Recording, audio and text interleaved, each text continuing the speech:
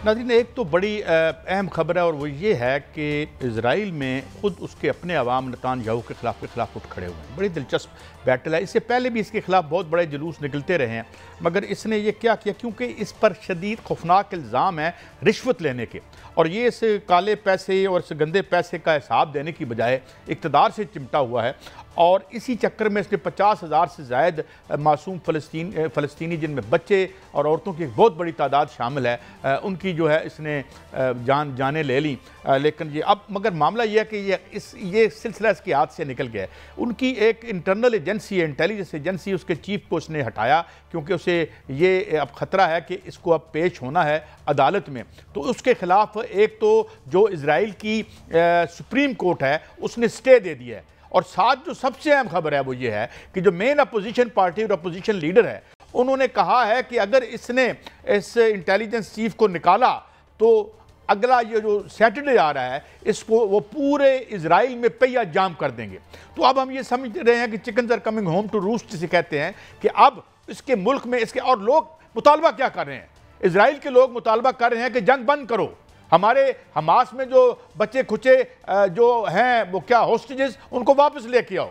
तो इसके जो जराइम हैं अब ये नहीं कि सिर्फ पूरी दुनिया पर आश्कार हो गए हैं, अब मियाँ साहब ये जराइम से जो और मैं फिर आज तो नहीं, कल ये इस हफ्ते के किसी प्रोग्राम में थोड़ी सी मैं और भी आपको बात बताऊंगा कि आखिर उस मुल्क के अवाम जिसे बज़ाहिर हम एक बहुत बड़ी सुपर ताकत तो है अगर हम उसका असला देखें, मगर अवाम पे क्या बीत रही है तो कहानी एक जैसी है, हम देख रहे हैं, उस पर भी हम बात करेंगे। मगर इसके खिलाफ एक बड़ी तहरीक वहाँ पे शुरू हो चुकी है और अपोजिशन और अवाम के दबाव की वजह से मुझे लगता है कि अब ये इसकी हुकूमत भी जो है वो गिर सकती है, और ये जो जंग बंदी है वो शायद कोई और बहुत लोगों ने, यूरोप के लोगों ने, अमेरिका के लोगों ने बहुत बड़े बड़े जुलूस निकाले, बहुत बड़े बड़े उन्होंने प्रोटेस्ट किए, हज़ारों लोग जो हैं वो अमेरिका में कैद हुए, ख़ास तौर पर स्टूडेंट्स जो हैं उनको कैद किया। ये जो आज इसको फाशिस्ट कहता है, इसको डोनाल्ड ट्रंप को, इससे पहले जो बाइडन था उसका फाशिज्म देखें, वो असला भी दे रहा था और बच्चे मरवा भी रहा था। तो मियाँ साहब ये एक बड़ी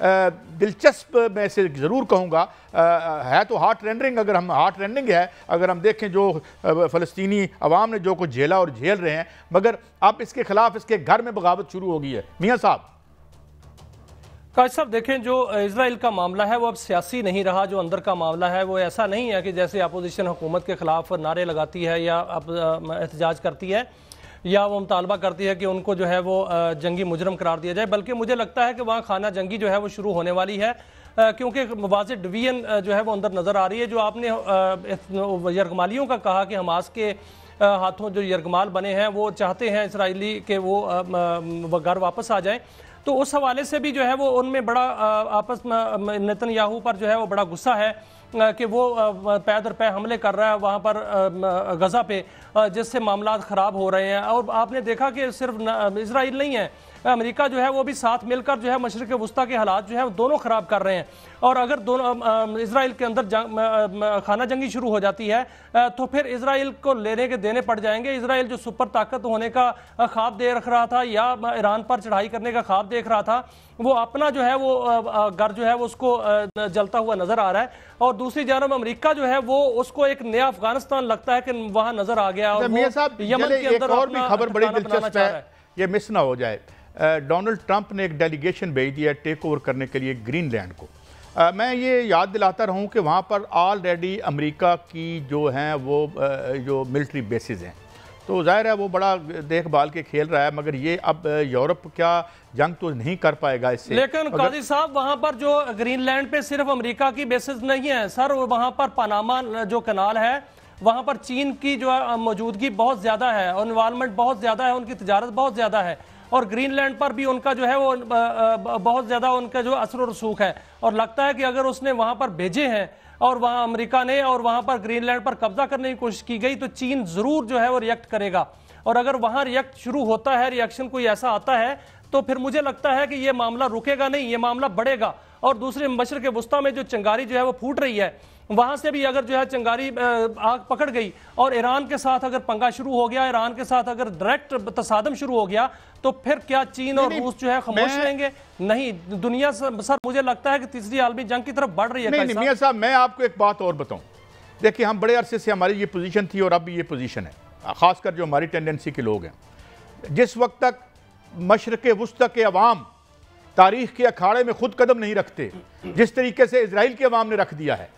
اور میں آپ کو یاد دلاؤں، تمام اسرائیلی یا تمام یعنی ایون جو برنی سینڈر ہے وہ بھی یہودی ہے جو سب سے زیادہ گالیاں دیتا ہے اس کو، یہ جو ہے آپ کا نتان یاہو.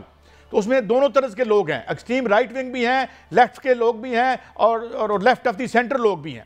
تو مجھے یہ ایک اور بات لگ رہی ہے، جس طرح میں نے ابھی تھوڑی دیر پہلے عرض کیا کہ پوری دنیا میں اس جو لالچ اور گریڈ ہے اور جو یہ 2 نمبر پیسے کا ادھم مچا رکھا ہے اس پوری دنیا کی جو اشرافیہ ہے، اس سے تنگ آ کر لوگ کبھی ایک ملک کبھی دوسرے ملک میں، انڈونیزیا میں کچھ عرصہ پہلے کیسی موومنٹ بنی، سربیا میں بنی، آج ترکی میں بنی ہوئی ہے، سب ٹھیکیداری کا کھیل ہر جگہ پہ چل رہا ہے. تو ایک طرف تو مجھے جو میں اسے پازیٹیو بھی سمجھتا ہوں کہ جس طریقے سے عوام سٹیپ ان کر رہی ہے اپنے آئین کے مطابق، اپنے قانون کے مطابق، اپنے رائٹس کے لیے، وہ جو ہے وہ پہلے سب کچھ انہوں نے یہ اس کالا مال ہڑپ کرنے والی اشرافیہ کے حوالے جو اقتدار تھا، اب مجھے یہ لگتا ہے کہ لوگ جو ہیں وہ تاریخ کے اکھاڑے میں اب قدم رکھیں گے، جسے آپ conscious intervention of the masses into the process of history کہتے ہیں. آئی تھنک ریوڈیمنٹری سطح پر، ابتدائی سطح پر یہ ہو رہا ہے. اور سب سے اہم بات یہ ہے کہ یہ اسرائیل کے اندر شروع ہو گئی اس بربریت کے خلاف جو اس کی اپنی رولنگ کلاس کر رہی ہے. میاں صاحب لیکن قائد صاحب دیکھیں جو ترکی کے اندر ہو رہا ہے وہ مجھے لگتا ہے کہ وہ ان قوتوں کا کیا دھرا ہے جو پہلے کمال اتاتürk ترک کو لائے تھے، اور وہی جو قوتیں ہیں وہ اب جو میئر ہیں استنبول کا اس کو لا رہے ہیں. اب ترکی کے اندر آپ نے دیکھا کہ جو مظاہرے ہو رہے ہیں وہ یہ نہیں ہو رہے کہ وہاں پر جو ہے وہ کوئی کسی کے ساتھ ظلم ہو گیا ہے، بلکہ وہ کچھ مظاہروں کی نوعیت کچھ اور ہے. وہ صرف استنبول کے ارد گرد ہو رہے ہیں، اور 3 بڑے شہر جس میں انقرہ اور استنبول اور ازمیر ہے. میاں صاحب میں آپ کو ایک بات بتاؤں، I think by and large 49.1% vote تھے اس کے جب پچھلا الیکشن جیتا ہے جب یہ طیب اردوان، اور اس کی جو مخالف اپوزیشن ہے وہ سکیٹرڈ ہے، وہ پھیلی ہوئی ہے، وہ ایڈیولوجیکلی وہ ڈس اورینٹڈ ہے.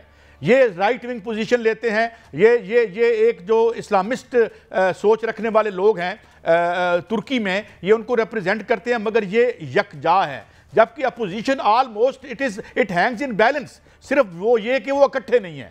تو یہ کرتے ہیں کہ جب کوئی ایسی فگر اوپر آتی ہے کہ جو یونیفائی کر سکے تو یہ ہی فیلز تھریٹنڈ، تو اس کے بعد وہ ظاہر ہے انہوں نے ان کو پکڑ لیا. گرفتاریاں بھی ہو رہی ہیں، ہیومن رائٹس کے حوالے سے بھی لوگ وہاں بات کر رہے ہیں. بہرحال ترکی ہمارا برادر اسلامی ملک ہے، ہم تو وہاں کی خیر ہی مانگیں گے. 2 ملک ہیں جس میں اسرائیل ہے اور امریکہ ہے، یہ ان کا کیا دھرا ہے. دیکھیں مشرق وسطیٰ میں کیا ہو رہا ہے. مشرق وسطیٰ میں جو معاملات خراب کیے جا رہے ہیں تو اس میں یمن کی طرف سے جو پھر تابڑتوڑ حملے ہو رہے ہیں، اور وہاں پر ایران نے بھی اپنا جو ہے وہ لانچنگ پیڈ جو ہے وہ تیار کر لیا ہے، اور وہاں پر ان کے 800 جو مقامات ہیں اس کو لاک کر دیا ہے، اور امریکہ کو وہاں پر اپنا بحری بیڑا بدلنا پڑ گیا ہے، اور وہاں پر جو ہے تابڑتوڑ حملے ہو رہے ہیں.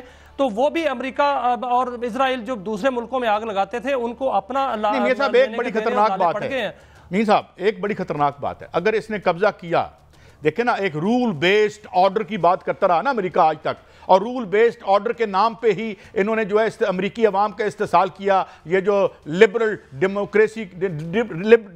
ڈیموکریٹک اسٹیبلشمنٹ تھی امریکہ کی، جس کو پچھاڑ دیا بری طریقے سے، اور ٹھیک پچھاڑا. لوگ بڑے تنگ تھے ان سے بڑے تنگ تھے. لوگوں نے نفرت میں ووٹ، ان کی نفرت میں ٹرمپ کو ووٹ دیا ہے، ٹرمپ کی محبت میں نہیں دیا. یہ وہی کہانی ہے جو ہر جگہ چل رہی ہے. اب سوال یہ ہے میاں صاحب کہ وہاں پہ جو صورتحال ہے وہ ہمیں آئے دن جو ہے وہ خراب ہوتی نظر آئے گی. اور آپ دیکھ رہے ہیں کہ جو 5 لاکھ لوگوں کو تو اس نے نکال رہا ہے اپنے ملک سے، وہ نکال رہا ہے. تو یہ اس لیے اور اگر یہاں یہ قبضہ کرتا ہے تو اس کا مطلب یہ ہے کہ پھر ہر طاقتور ملک کہیں بھی جا کے قبضہ کر لے.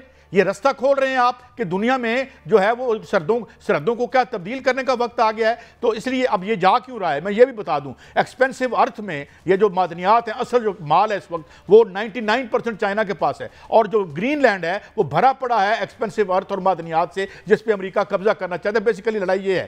تو بہرحال but they are going to set a very bad precedent. اس کا مطلب ہے جو طاقتور ہے کہیں جا کے گھس جائے. یہ تو میرے خیال میں it's not good for the world peace. میاں صاحب لیکن قائد صاحب ایسا نہیں ہوگا. اب میرا خیال ہے کہ ان کا ناطقہ خود بند ہو گیا ہے. آپ دیکھیں نا جو ایران ہے وہ کھڑا ہو گیا امریکہ کے سامنے.